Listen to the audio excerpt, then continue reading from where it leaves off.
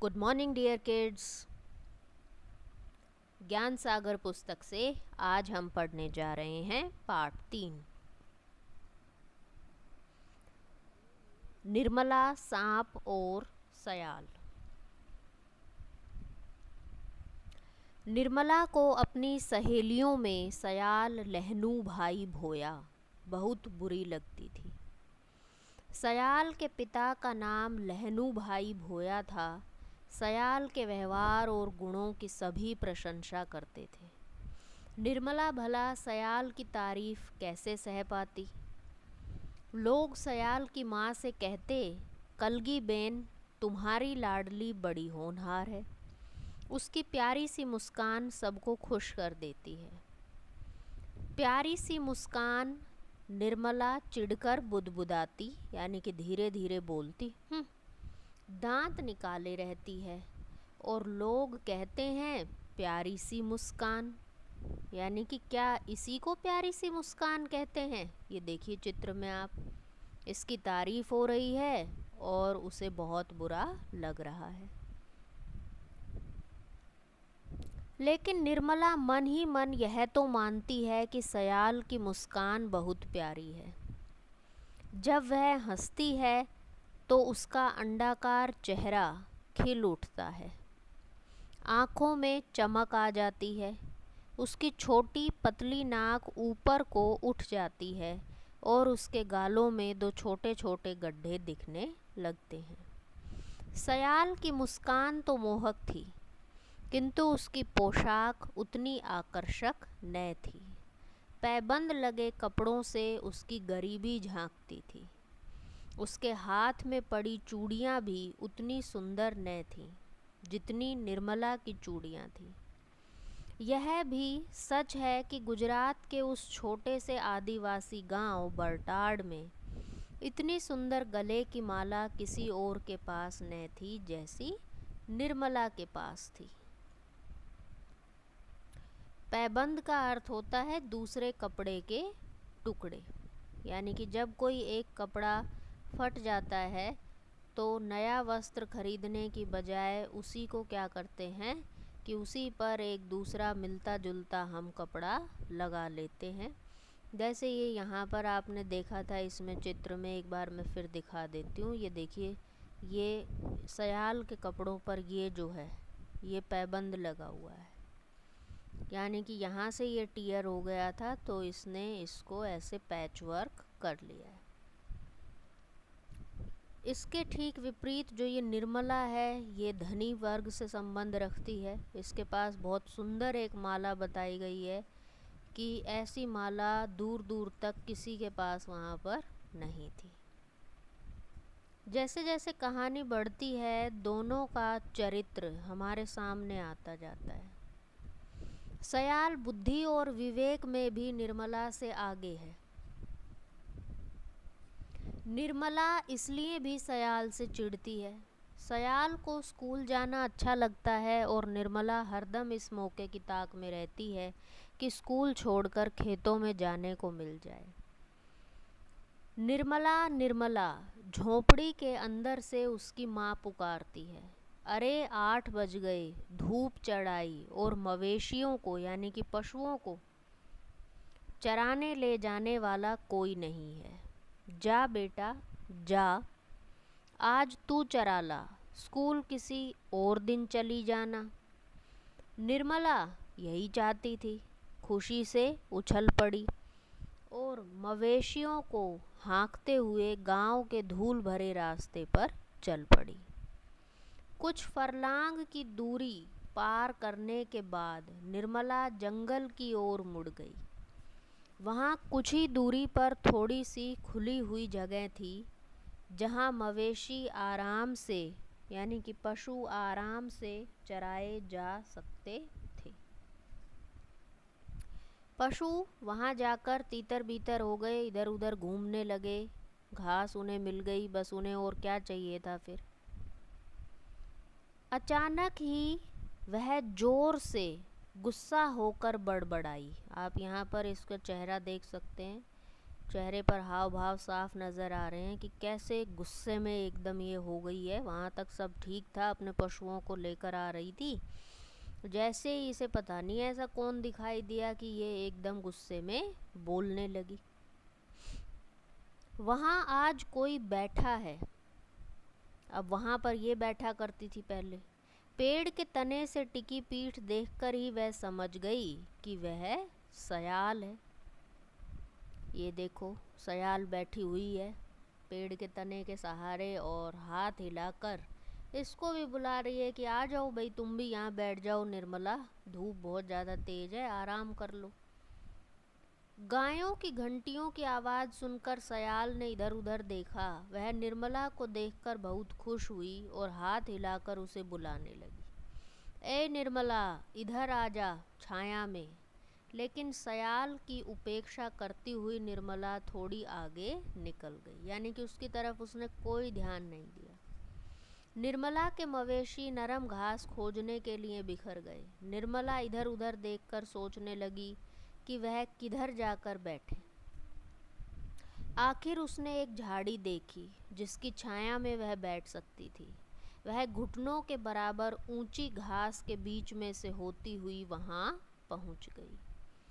शब्दार्थ पर एक नज़र साथ ही साथ डालेंगे। विवेक का अर्थ होता है भले बुरे की समझ, यानी कि बुद्धि से काम लेना कि क्या ठीक है और क्या गलत है। मवेशी पशु होते हैं जिसमें गाय बैल सब आ जाते हैं। फरलांग, ये 220 गज की दूरी यहाँ पर मापने की इकाई ये फरलांग दिखा रखा है।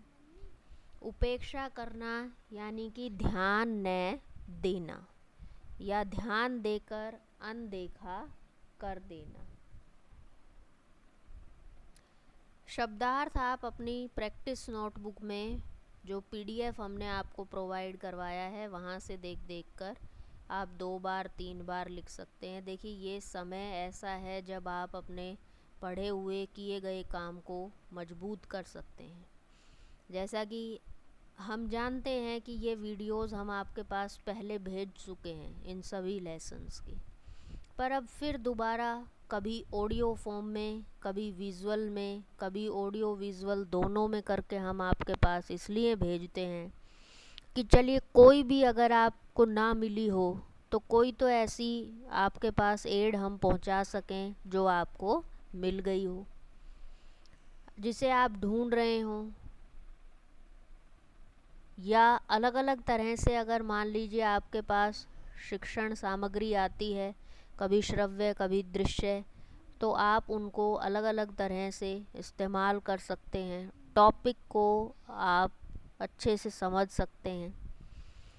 निर्मला को एक बार फिर सयाल ने पुकारा, लेकिन निर्मला ने उस ओर कोई ध्यान न दिया।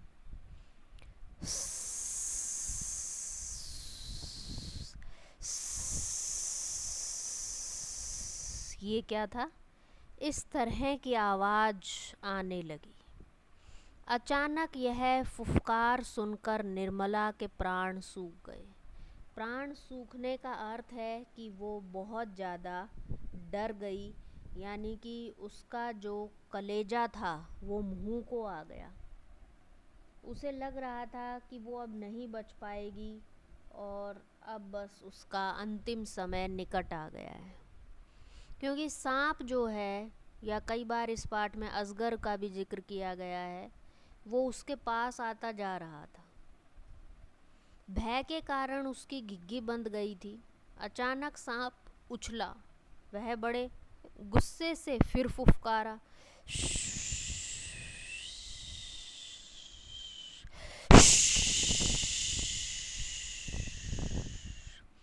निर्मला ने अपनी जिंदगी में ऐसा भयानक दृश्य न कभी देखा था न कभी सुना था। अचानक अजगर का सिर आगे को बढ़ा और साथ ही साथ उसने पूंछ भी उठाई। पलक झपकते ही निर्मला का घुटना उसकी कुंडली में फंस चुका था। कुंडली में फंसने का मतलब है कि गोल दायरा उसने बना लिया था, लपेट लिया था उसको। अब स्थिति आप समझ सकते हैं कि कितनी भयावह रही होगी। उसने अपने जबड़ों से निर्मला का पंजा पकड़ लिया था और सांप की सख्त पकड़ से निर्मला को लगा कि उसकी हड्डियां चूर चूर हो जाएंगी। उसे लगा कि अब वह मर जाएगी। वह एकदम से चिल्ला पड़ी, बचाओ बचाओ बचाओ। निर्मला ने सांप को झटकारने की कोशिश की, लेकिन उसे छूने की भी हिम्मत न कर सकी। सांप उसके पैर में कुंडली मारकर लिपटा हुआ था। अचानक सांप पर किसी ने लाठी से वार किया। यह हमला सयाल ने किया था। सांप गुस्से से तिलमिला उठा, फिर भी उसने अपनी पकड़ न छोड़ी। सयाल सयाल, मैं मर रही हूँ, कुछ नहीं होगा, घबराओ नहीं, सयाल चिल्लाई और बड़ी निर्भीकता से सांप की कुंडली खोलने की कोशिश में लग गई। प्राण सूखना यानी कि बहुत ज़्यादा डर जाना, घिघी बंधना, गले से आवाज़ न निकलना, गला रुंध जाना, डर जाना बहुत ज़्यादा। निर्भीकता, निडरता, भयहीनता। निर्भीक जो होते हैं वो डरते नहीं हैं, उन्हें किसी चीज़ का भय नहीं होता है। चित्र साफ सब कुछ बयां कर रहा है कि कैसे निर्मला कुंडली में घिरी हुई है, सांप ने उसे कस रखा है, दबा रखा है, और सयाल अपनी जिंदगी की परवाह किए बिना उसको मौत के मुख से बाहर निकाल रही है।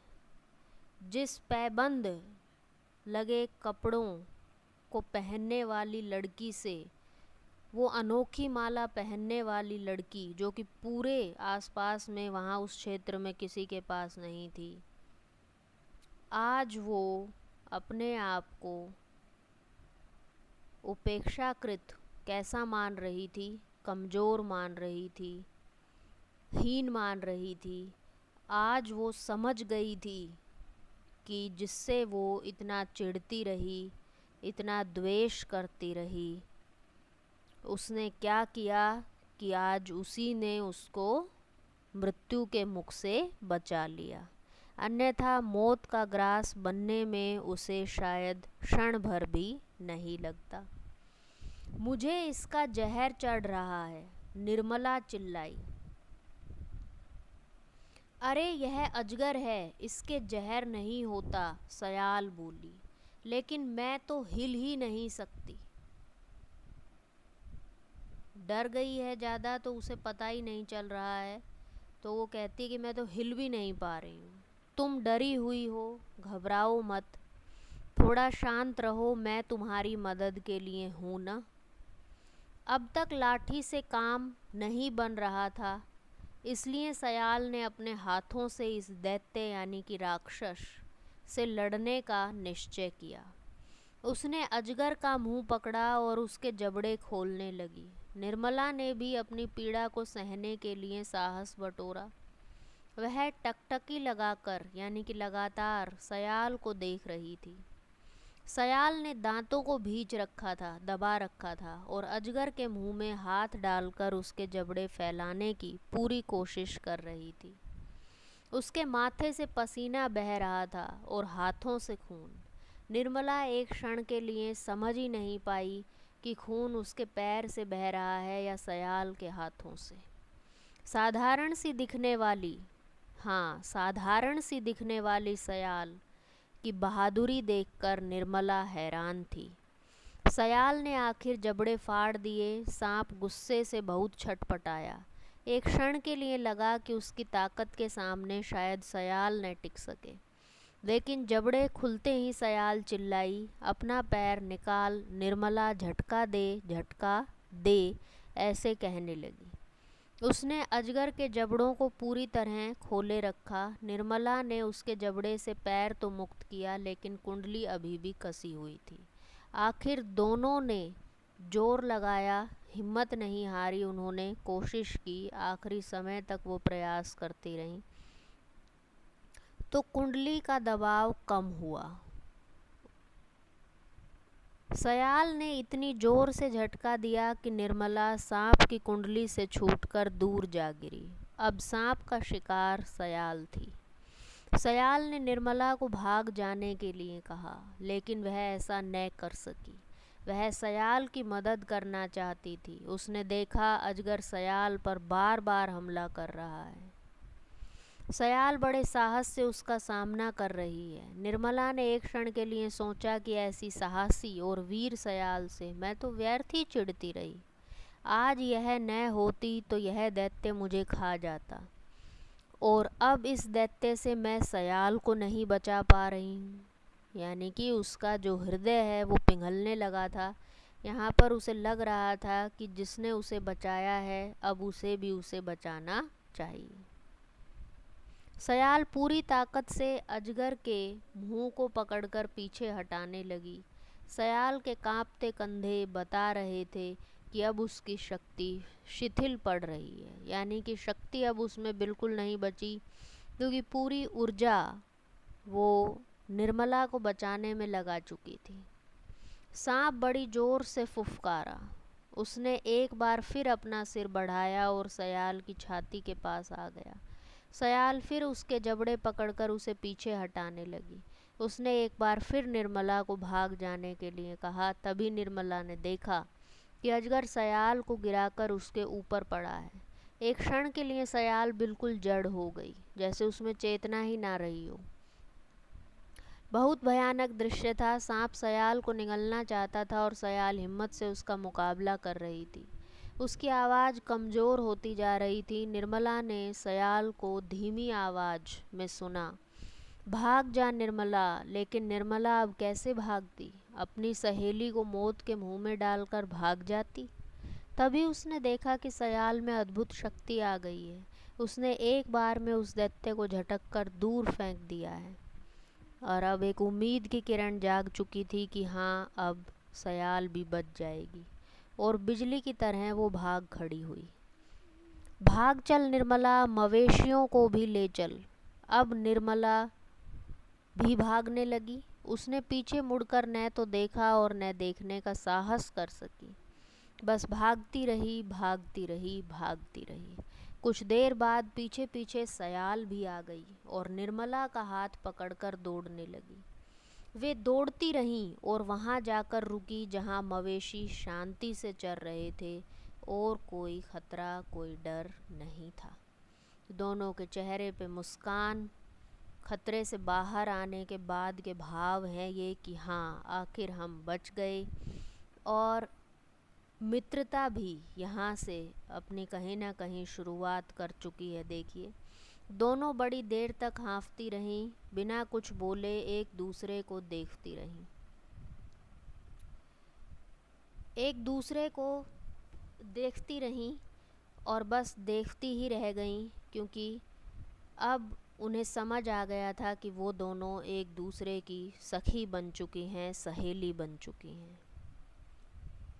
दोनों ने एक दूसरे की तरफ दोस्ती का हाथ बढ़ाया, और सयाल तो कुछ चाहती ही नहीं थी बदले में, लेकिन निर्मला ने उसे अपनी वो मोतियों की माला दे दी जो वहाँ आसपास किसी के पास भी नहीं थी। सयाल बड़ी देर तक निर्मला की आंखों में देखती रही। फिर उसके थके पीले चेहरे पर अचानक एक सुखद मुस्कान फैल गई और वह भाव भरे स्वर में बोली, लूँगी, ज़रूर लूँगी। तो सिगरुन श्रीवास्तव जी द्वारा लिखी गई ये कहानी उम्मीद है आप सबको पसंद आई होगी। इसमें मैं आपको बता देती हूँ कि एक भ्रम की स्थिति पैदा होती है, कभी सांप कभी अजगर, कभी सांप कभी अजगर। पाठ में भी निर्मला सांप और सयाल लिया गया है, फिर अजगर आ जाता है। तो जब मैंने इस कहानी की प्रामाणिकता खोजनी चाही और इसका हर पक्ष से विश्लेषण किया, तो ये पाया कि है इसमें ये अजगर है ये, क्योंकि अजगर को इसमें बीच में दिखाया गया है कि वो अगर मुख खोले तो पूरे इंसान को अपने मुख के अंदर कर सकता है, ग्रास अपना बना सकता है। लेकिन अगर सांप होता तो वो तो तुरंत ही डस लेता ना, ख़त्म कर देता और कहानी वहीं ख़त्म हो जाती। पर इसमें जो मुख्य पात्रा है सयाल, फिर उसकी भूमिका छोटी पड़ जाती और मित्रता का, मैत्री का जो भाव है कि कैसे अपनी जान पर खेलकर उसने अपनी सहेली को बचाया, वो भी इसमें कहीं ना कहीं उभर कर नहीं आ पाता। तो प्रिय विद्यार्थियों, ये जो कहानी है आपको कैसी लगी? आपने इस कहानी से क्या सीखा? इसका सार रूप आप मुझे लिखकर मेरे पर्सनल कांटेक्ट नंबर्स पे सेंड करें, ताकि हमें पता लगे कि आप लेखन कार्य भी कर रहे हैं या नहीं। और किसी भी तरह से अगर आपको इसके संबंध में कोई और जानकारी प्राप्त करनी है तो आप वो भी कर सकते हैं। निसंकोच आप अपने टीचर्स के साथ अपनी बात रख सकते हैं। अब एक ज़रूरी बात यह है कि मैंने आपको बताया था कि किस तरह से आपको क्वेश्चन फ्रेम करने हैं। तो आप जो भी पाठ आप पढ़ते जा रहे हैं उनके बीच में से लगभग कोशिश करें कि 15 से 20 प्रश्न आप बना पाएँ। तो ये काम आपको करना है। आप स्वस्थ रहें, सुरक्षित रहें, इसी मंगल कामना के साथ बहुत बहुत धन्यवाद।